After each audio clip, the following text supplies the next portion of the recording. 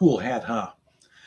Well, season's greetings, one and all, and welcome once again to Tom's Hit Parade Live. Hope y'all are doing well. Hope you're having a good holiday season. Those of you who maybe have school involved in your life in some capacity or another are having a good holiday break from school. Those of us working schmoes like me, we just get, if we're lucky, we get a few days off. I do get a few days off from work during the holiday season, hence my doing this video during the week. And by the way, I want to thank you for allowing me to take a little bit of a break. I took a bit longer of a break than I intended to. Friday before last, I just did not feel up to doing a video, so I canned it, and I was going to do a video this past Friday evening, but I just wasn't quite ready for it. And so I decided, since I have most of this entire week off, I'm going to bring you two videos. Yes, as you could see in the thumbnail, this is holiday video number 1 of 2. I plan on bringing you the other one this Thursday night. So 48 hours from now, tune on back into my channel and we'll do another live go here. The two videos are going to be fairly similar. I'm going to start off with a holiday now and then, which is those of you long-term viewers of my channel, you'll know this is kind of a holdover from a review style thing that I did a couple of years ago called Now and Then. I would talk about one album, newly released album, and an older album by the same artist. This is the same idea, it's just not artist specific. So it is a holiday album from this year and one from years past. The holiday album of Christmas past and present, I guess you'd say. I do a holiday album of Christmas future, but, well, it hasn't been recorded yet. So anyway, yes. Both tonight and Thursday night, I'll do a holiday now and then. So you'll get 2 of those from me this season. As well as Thursday night, I'll be doing 12 discs of Christmas, which is a thing that I did last year. Just do 12 holiday CDs that I own, that I listen to at random, and just talk about them. But tonight I'll be doing the 12 tapes of Christmas. Yes, thanks to that great big cassette haul that I got from my mother's friend Sue last spring. You can see an unboxing video of it. I unboxed it and went through it. Got a whole bunch of holiday CD or tapes in that haul, and so I listened to 12 of those at random, and we'll do that, talk about them in this video, and I'll have enough to do at least one more year of holiday now and then. So, 12 tapes of Christmas.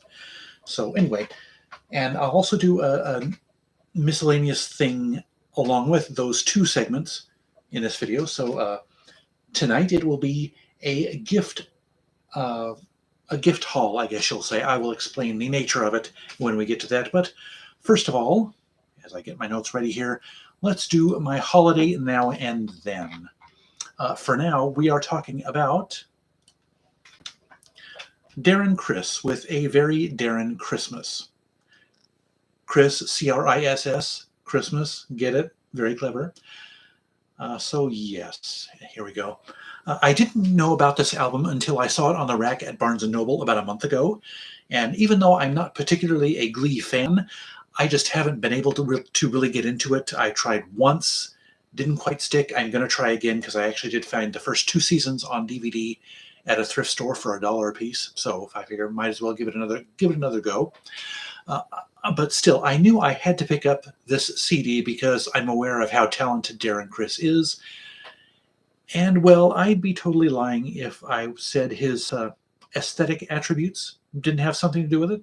But anyway, be that as it may, at first, Darren's voice reminded me a lot of Michael Bublé's, and that is not a bad thing at all. But after a while, his subtle differences, uniqueness in his voice, made itself apparent. And I'm happy to say that neither his voice nor this album disappointed me in the slightest.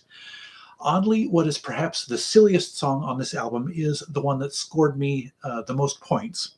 When I looked at the track listing, it was a huge tug at getting me to pick up this album. It's called I Want a Hippopotamus for Christmas.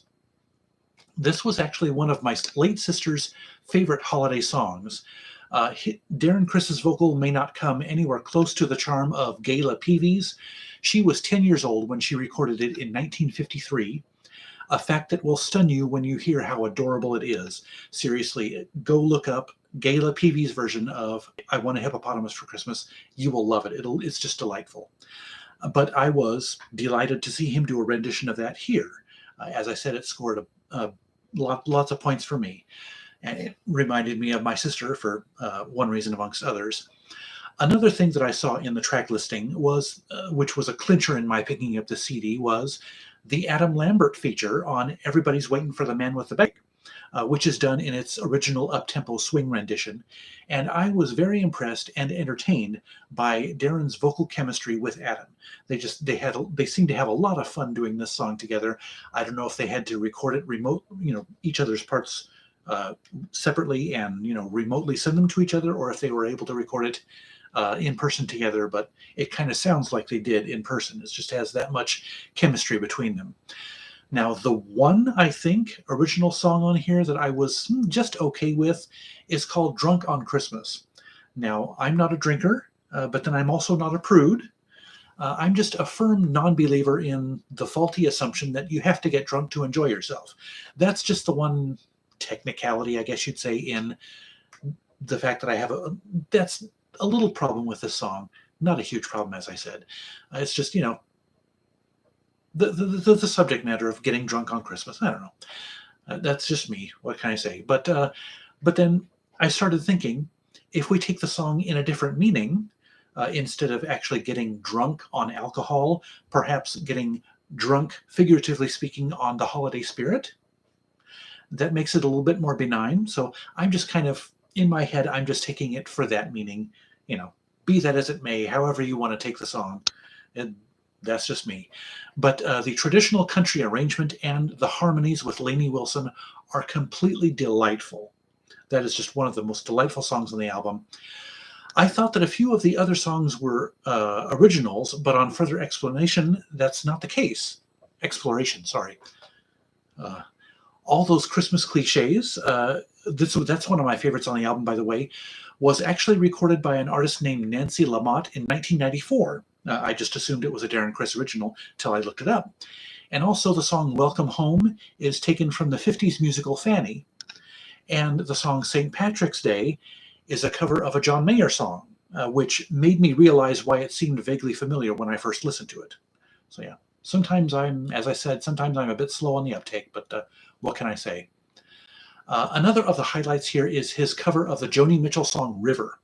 Instead of the melancholy ballad renditions that I usually hear, Darren Criss turns it into a lively 60s arrangement reminiscent of the old Phil Spector songs, complete with a hint of Jingle Bells in the horn line that repeats throughout the song.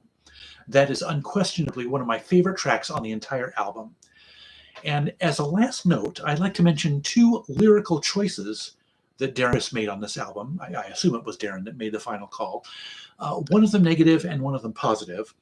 In the Christmas song, Chestnuts Roasting on an Open Fire, I kind of hoped that Darren would have replaced the Eskimos line, since I'd have thought he'd be more sensitive to the fact that it's an undesirable term that some Arctic natives see as a racial slur. It's just, I have my own version of it that I would have thought would do just fine, and I'm sure somebody would have thought of a benign replacement. But that it doesn't really take away from the enjoyment of the song for me. And by the way, I am a huge proponent of not messing with the lyrics, the traditional lyrics of songs. But still, the Eskimos line, it's a cultural artifact that is past its prime and, in my opinion, needs to be done away with. That's all I'm saying. But on the positive side of lyrical choices here on this album is what to me was a very welcome lyrical choice on Have Yourself a Merry Little Christmas. As you might know, or you might not know, it was jollied up, so to speak, at the request of Frank Sinatra with the replacement lyric, Hang a Shining Star Upon the Highest Bough.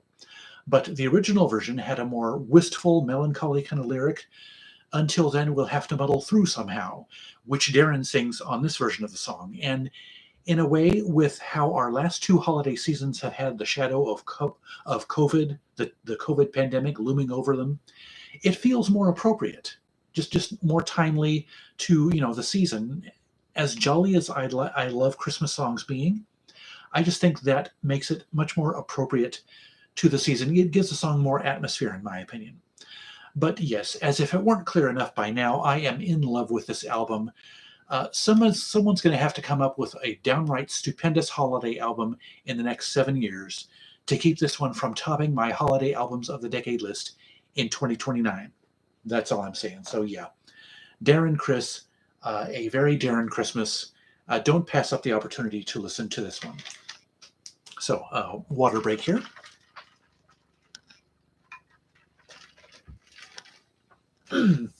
But as I used to say in the transitions of my now and then videos, that was now, and this is then.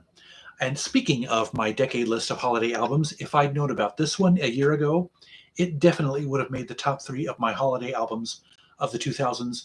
This is Jingle All the Way by Béla Fleck and the Flecktones. Yes, if you like your Christmas albums to stick close to traditional arrangements and classic interpretations, this is not the album for you. This is quite possibly the most unique and inventive holiday album I have ever heard, or that you're likely to hear. Yeah, I actually happened upon this one. I'm sure that in the back of my mind, I knew this one existed because I have been slowly working my way through Béla Fleck and the Flecktones discography. But this just happened to be on the shelf at Epic Seconds. Picked it up for, what was it, $5, $6? And so yeah, I was just happy to pick it up, and it was pretty much on impulse. But as you will hear here in the next few minutes, I am so glad I picked it up. Béla Fleck is a banjo artist and bluegrass musician, in case you didn't know. But I'm only mentioning that incidentally, because this album almost never stays in the bluegrass lane, so don't let the bluegrass label scare you.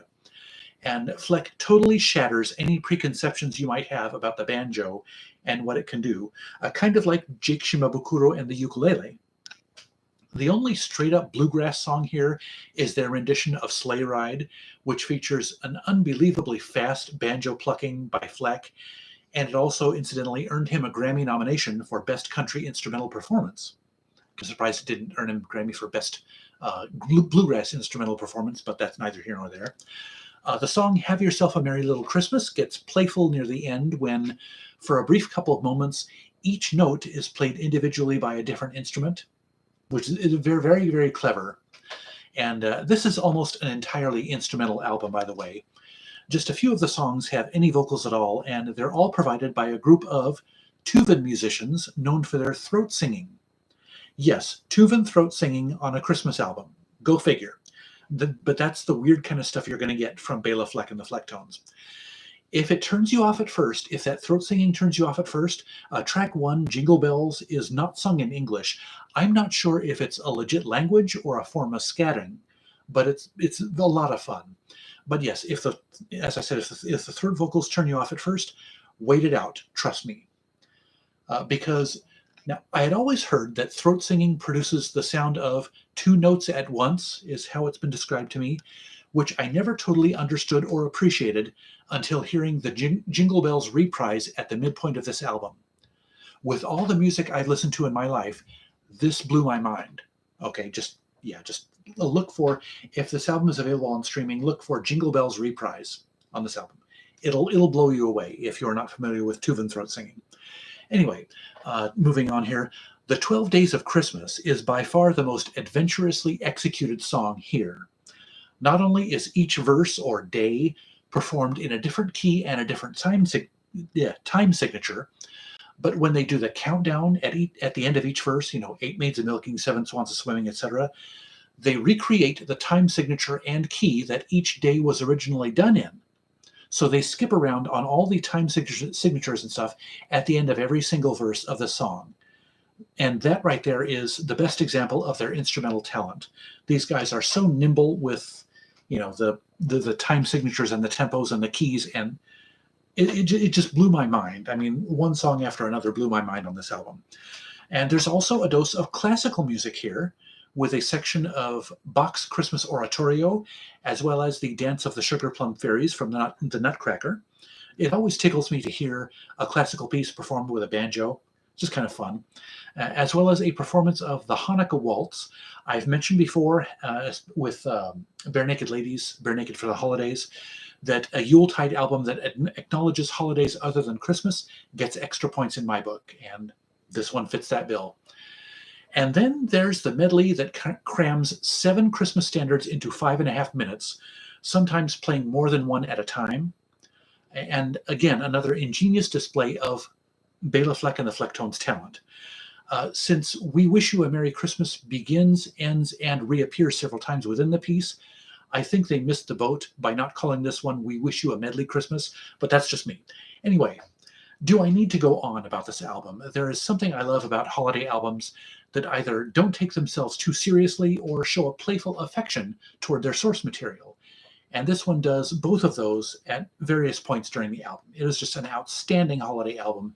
And as I said, it would have been in my top 3 of my favorite holiday albums of the 2000s if I'd known about it more than, 3 or 4 months ago that I did those lists. But yes, an outstanding pair of holiday albums here. I'd actually thought about, I actually thought about crisscrossing my nows and thens, because both of these are kind of fun, lighthearted albums, and the 2 that I'll be showing you on Thursday are both, more serious than these 2. Not really serious, but you'll see when we get there on Thursday. Now, the second segment of my video, I'm only 16 minutes in. Excuse me, one more water break. Now, the second segment of my video is brought to you by my dear close friend, my little brother, essentially, Noah. The link to his and Alyssa's channel is in my description below. He doesn't post videos regularly anymore, but his videos library is fun to watch. It's just great. Anyway, he and I had a video call a few weeks ago. He was trimming down his record and CD and tape collection, and had already set a bunch of stuff, small handful of stuff aside for me. We had a video call, and he decided he'd go through the rest of his cast-offs and ask me if I wanted any of them. And that was essentially going to be his Christmas gift to me, which, and looking at the assemblage here, which you'll see in a second, just completely blew my mind. I mean, his generosity is just off the charts. I love the guy. And, well, I could keep on going on about him, but you've heard that before if you've watched my channel enough. Just a great, great guy, Noah, and as you will see here. So I thought I would show you the stuff that he sent me. And, yes, it's going to be stuff that I will... It's kind of setting me back in my...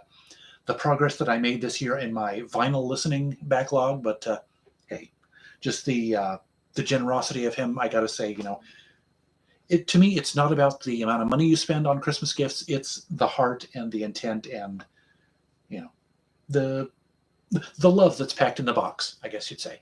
But yes, anyway, without further ado, I'm going to go through the cassettes first. He sent me, 10 cassettes.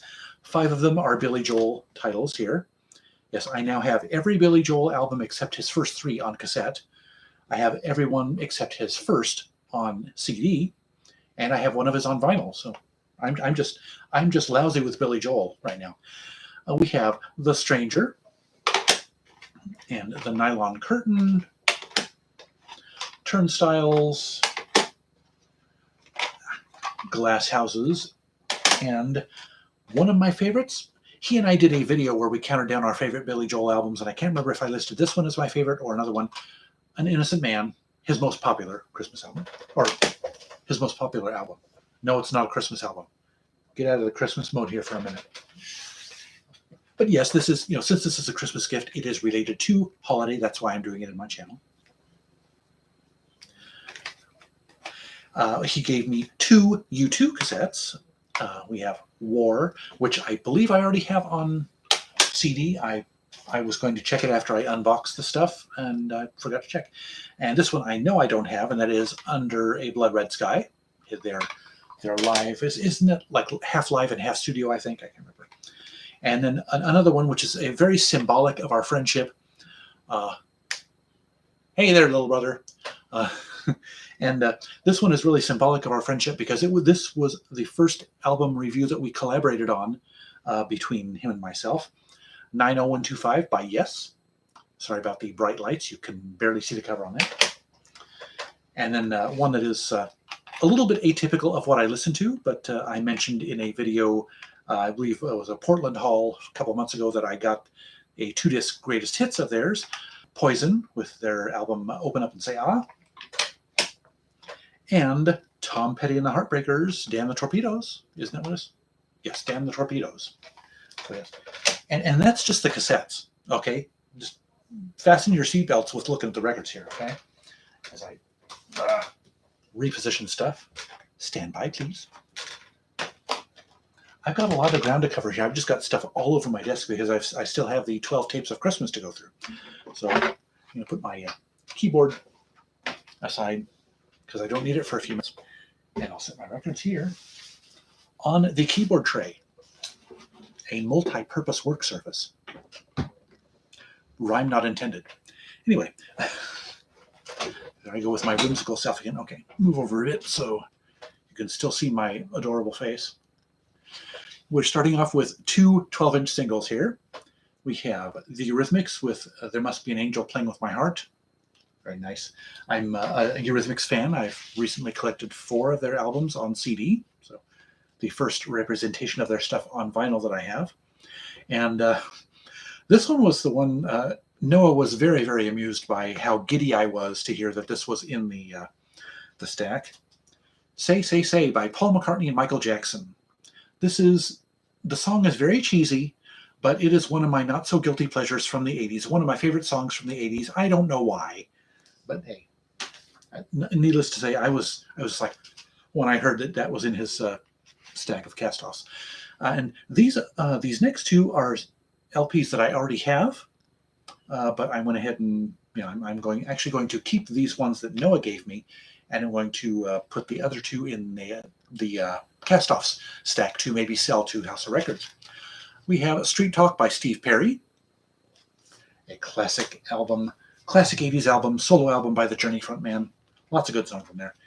And Cuts Like a Knife by Bryan Adams.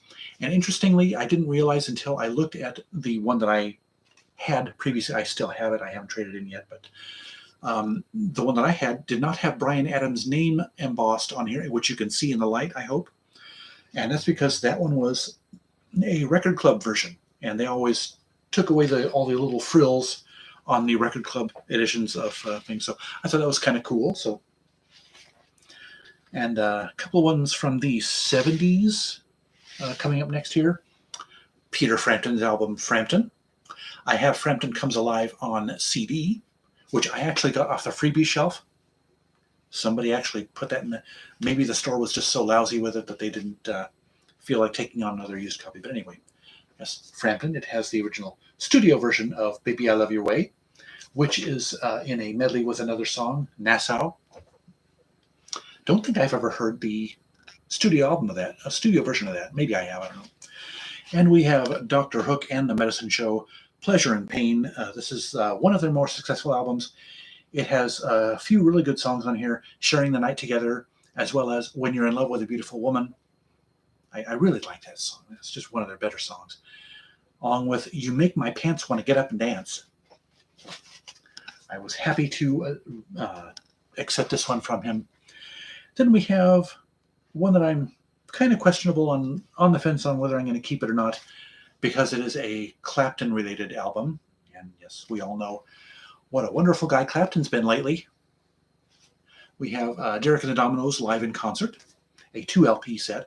Coincidentally, I saw on House of Records, on Facebook, House of Records shows the recently arrived used records that they get in every week, and this one happened to be in this week's batch that they showed on. So, interesting coincidence there, I thought.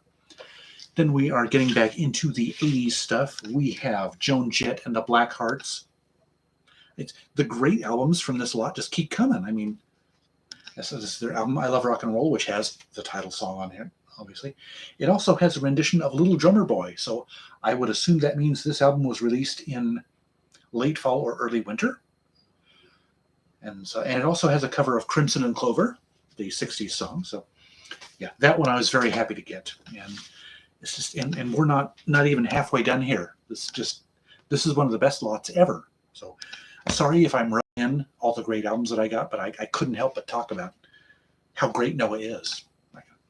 We have We Are the World, the charity song that was made by pretty much every musician known to man was and recording was in this group here. And it also has some exclusive songs by individual artists from this group as well. Chicago, Huey Lewis and the News, Steve Perry, the Pointer Sisters, Prince, Kenny Rogers, Bruce Springsteen, and Tina Turner all do solo songs on this album too. So another great album. I actually picked that one up on cassette, I believe. No, it wasn't in Oklahoma. It was at a thrift store since I came back from Oklahoma. But now I have the vinyl, so I will probably get rid of the cassette. So, then we have a lesser-known group from the 80s called The Vapors. This is New Clear Days. I believe this was their debut album. I can't remember. But it has their hit single, Turning Japanese, on it. So, and that is the only song that I've ever heard from The Vapors, so I will be interested to hear the rest of the album. And then we have The Knack with their album, Get the Knack. I think this was their debut, I'm not sure, but it has My Sharona, their big hit single, on here. And yeah, I was discussing this with another friend on a video call the other day, and it seems like the 80s was the decade with the most one-hit wonders. And I don't know if the up-and-coming nature, the fact that MTV exploded at that point has anything to do with it or not, but it would be an interesting subject for discussion. I'm sure some people have discussed it at this point. Anyway. Then we have Canadian group Loverboy with their album Lovin' Every Minute of It. And I'm not familiar with, at least not by the titles of the songs, I'm not familiar with any of them on here, but I think the title track was a pretty respectable hit in there. So as with all the other ones in this group, I am looking forward to listening to it. Then we have one that I am familiar with a few songs off of, Robert Palmer's Riptide. So yeah, it's just, we're not done with the really cool stuff in this lot here. Addicted to Love and I Didn't Mean to Turn You On. Those are the two big hits from this album. So I have Robert Palmer hits collections on CD, but did not have anything of his on vinyl yet. Then we have Golden Earring. They were famous for their song Radar Love, but that is not on this album. So yes, I am not familiar with... I think Twilight Zone was a hit song of theirs. I am not familiar with it, but not by the title anyway. There are lots of songs out there that once I hear them, I will recognize them. It's just they don't ring a bell by their titles alone. So, but yeah, yet another one that I'm looking forward to listen to. I might as well stop saying that because I'm looking forward to listening to all these.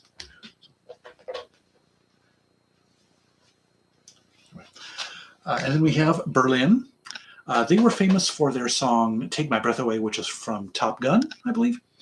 But and I'm thinking about maybe doing a video about this at one point, but one-hit bands who I think another song was better than their one hit that they were famous for.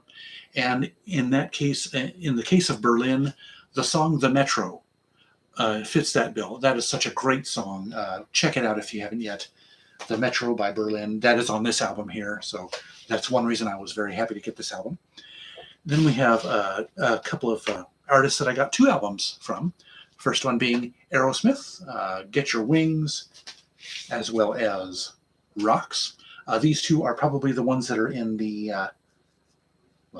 worst condition or the best loved albums of this set. Particularly Get Your Wings, the jacket's kind of falling apart, but they look like they are playable. So, and as long as they are playable, I'm a happy camper, pretty much. And then a couple of albums by Daryl Hall and John Oates, one of my favorite groups from the 80s. This is their self-titled, I believe. And it has Sarah Smile on it. And I believe that's the most famous song on there. So, as well as one that I already have on CD, but am happy as pleased as punch to get it on LP, H2O. This one has Maneater and One on One, I believe. Says they handy dandy do not have the track listing on the outside of the package, so you guys can look up what songs are on that album. I don't want to waste bandwidth here on the video and bore you guys out of your skulls. The last two records in this haul were by one of my holy trinity of 80s artists, Huey Lewis and the News. We have Picture This, which was, in my opinion, one of... They really didn't have any bad albums, honestly. It's a very good album. And the follow-up to that, which was their mega hit album, Sports. Yes. Isn't Noah great? I mean, isn't he just the greatest? Yes, this one, of course, has the heart of rock and roll, heart and soul. I Want a New Drug, If This Is It. If This Is It is probably my favorite Huey Lewis and the News song. But yeah, that shows, that's it for that lot of, as if that weren't enough, of great records and tapes. And he even gave me 2 CDs. One CD I actually purchased off of his Discogs. And one thing that we kind of started as what we were going to do for Christmas for each other. And what we did was we each picked something that we wanted off of each other's Discogs inventory. So I thought that was a really cool idea, very fun idea. So, but on top of that, he sends me all this stuff. So, some of which I asked for, some of which I didn't. But yeah, wonderful, wonderful stuff. And I am looking forward to however long it will take to listen to all that stuff. So anyway, and now, gosh, we are halfway through the video. Halfway through the time that I usually allot for the video. So we'll probably get done earlier than the prescribed hour. So yes, one more water break, sorry.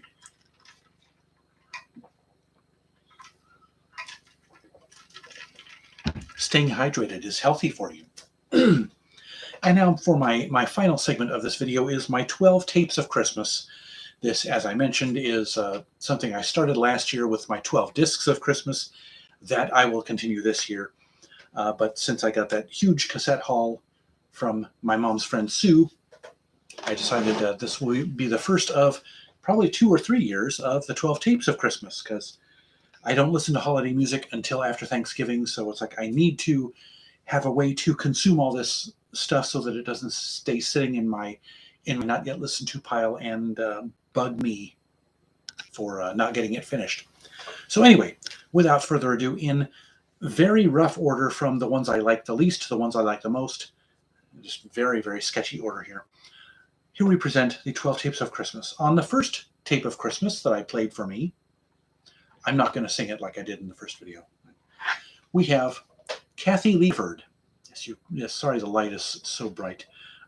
With her album It's Christmas Time. Kathie Lee Gifford was the original co-host of Regis, Live with Regis and Kathie Lee. The reason this is at the bottom of my list, so to speak, is she has a good voice. It's just her delivery is a little bit kitschy and cheesy and, I don't know, kind of fake. I hate how cruel that sounds, because she probably isn't trying to be fake. It's just the way it sounds to me. I don't know. Just maybe a little cheesy. But as I said, pretty voice.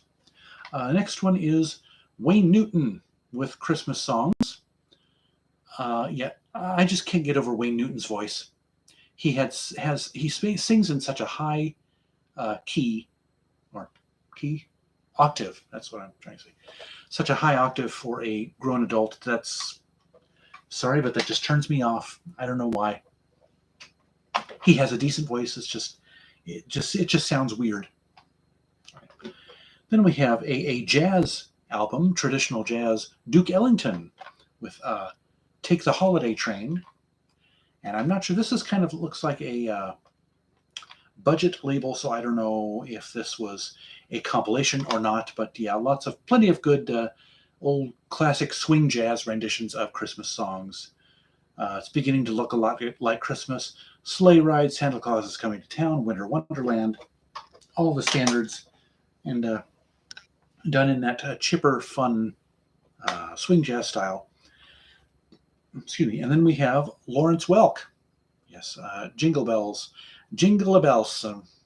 Lawrence Welk. That's I don't remember watching Lawrence Welk.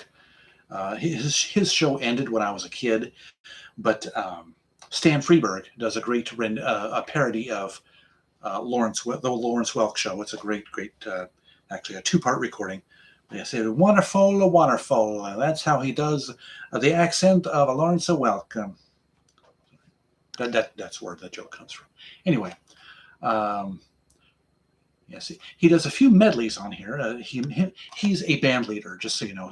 I don't know if he plays instruments himself. He probably does, or did. I think he's deceased now. But yes, he was famous for being a band leader, and one of the signature genres that his orchestra performed in was polka. So yes, he got down with his bad self. Nothing wrong with polka. I love Weird Al, so there you go. But yes, a bunch of medleys of Christmas carols and stuff, and as well as Silver Bells, Sleigh Ride, Jingle Bells.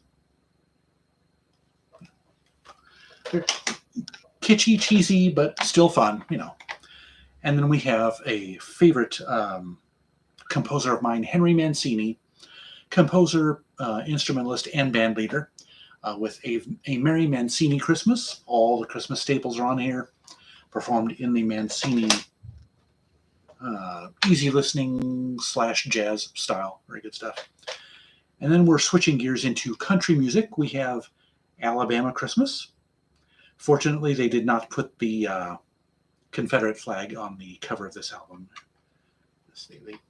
That was one of their symbols back in the days. On a fair number of their album covers, they had the Confederate flag.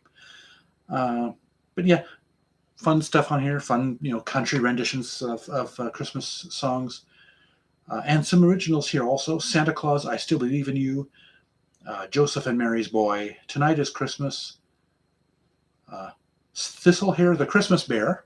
So it looks like maybe these are more originals than standards. So that was fun. It's been a couple weeks since I listened to these, so some of them are a little bit fuzzy in my memory, just for the time and because I listened to so many. And then we're going into Motown. We have the Temptations, Give Love at Christmas. I love Motown, gotta say. And yes, R&B is not my favorite my favorite genre of Christmas songs, but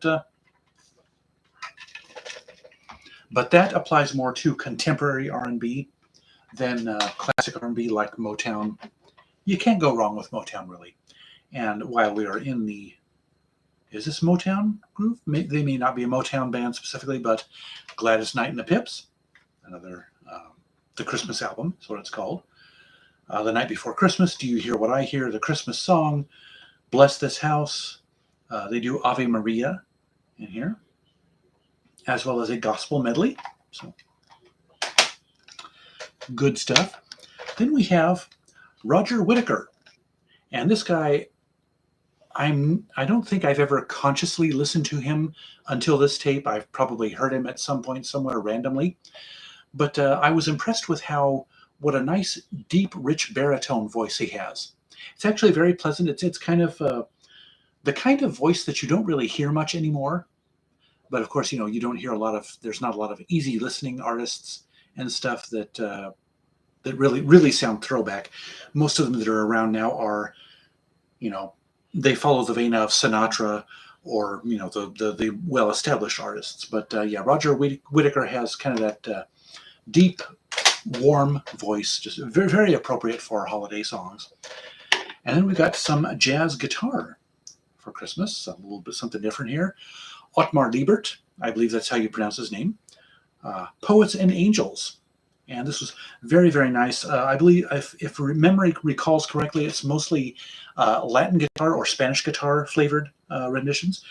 Deck the Halls, Angels We Have Heard on High, Little Drummer Boy, excuse me. Let's see, what do we have? Jingle Bells, Oh Christmas Tree, Silent Night, and a few songs that I'm not familiar with, but yeah. A very, very enjoyable, laid-back holiday album. I really enjoyed that one. And we're getting to... I kept forgetting to do the countdown. Darn. That was my whole point in doing the 12 tapes of Christmas. I'll remind myself to do that on the 12 discs of Christmas. I'm sorry about that. It feels like I kind of ruined it, doesn't it? But that's what happens with live stream videos. They're kind of unpredictable. So... allow me to make up for it here by on the 11th day of Christmas, except when I get a scratchy throat and screw it up. On the 11th day of Christmas, the tape I played for me was, grammar notwithstanding, Anne Murray.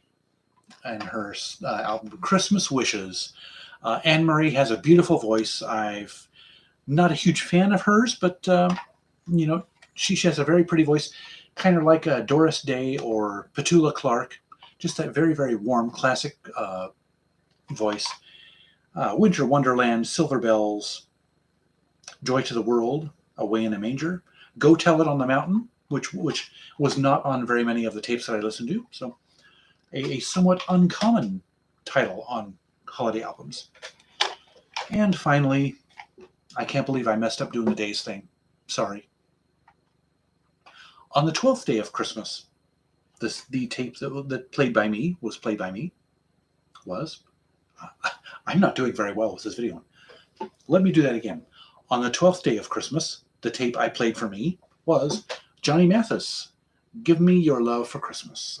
This is actually one of, I believe it was 3 Johnny Mathis holiday albums that were in Sue's collection, so I've got plenty to listen to here. And yes, Johnny Mathis, for those of you who don't know, is one of my favorite classic crooners of all time, right up there with Tony Bennett and yeah, Frank Sinatra, a little lesser. But yeah, Jingle Bell Rock, Have Yourself a Merry Little Christmas, My Favorite Things, Give Me Your Love for Christmas, Santa Claus Is Coming to Town.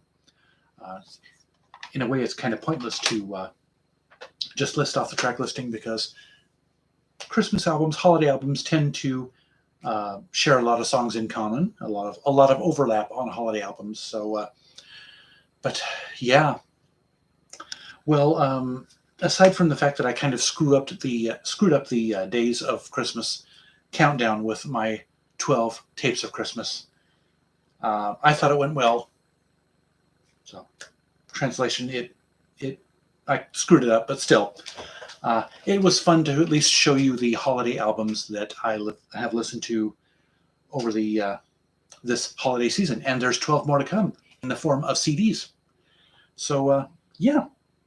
I hope you guys are having a good holiday, as I mentioned at the beginning. Questions, comments from any viewers or anything? The ticker on the screen says I only have 1 viewer, so probably not. I won't be able to answer any questions live, but yeah, it's getting a little warm with the hat here. Sorry, so I've got to take it off. Sorry. Despite the fact that I just got a haircut today, it was getting a little sweaty under there. So, yeah. So that is my first of 2 holiday videos this year. So yes, the next one's coming on Thursday night, same time, 8 o'clock. Hope to see you guys there. Sometime this weekend, I plan on doing my big bargain bag wrap up. It will be breaking down the 28 CDs that I had in the previous bargain bag, as well as counting down my 10, possibly 15 favorite bargain bag CD discoveries of the year. So that's going to be a lot of fun. And next weekend I will be doing my big end of year spectacular-ish. So I plan on doing all my lists in one big video, so it may very well run for more than an hour. Yes, 5 disappointments of the year. Of course, my 25, probably 25 favorite studio albums of the year. And a couple of other things, my favorite cover art maybe. And I'm thinking of actually presenting that video as a pre-recorded video so I can put some bells and whistles in it. Probably won't be heavy on the editing, so you'll still get the pauses and stuff. Maybe. I might change my mind on that. But yeah, seeing as how I'm kind of lazy dragging my feet on setting up and playing with the OBS Studio, I'm just afraid that I'm going to screw it up. That's all it is. I know I can do private streams to test all the stuff. I just need to get off my butt and do that. But anyway, enough rambling here. We are at 45 minutes, so this is a respectably long video of respectable length. So I guess I will sign off here and look forward to seeing you guys. Hopefully I will see you guys on Thursday for video 2 of 2, my holiday celebration, part 2 of 2. But as for now, that'll do it for this video. I hope you enjoyed it. If so, hit that like button and share it with your friends, and give me your thoughts, questions, suggestions, or constructive criticisms in the comments section below. Also, scroll down to the description for the links to my Twitter and Instagram feeds, and links to my favorite fellow YouTubers who are all worth checking out. And don't forget to subscribe to my channel if you haven't yet, and browse my past videos. And be sure to ring that notifications bell so you'll be the first to know each time I drop a new video. Otherwise, thank you so much for watching. I'll see you Thursday night. And remember, life's too short to be a music snob. See ya.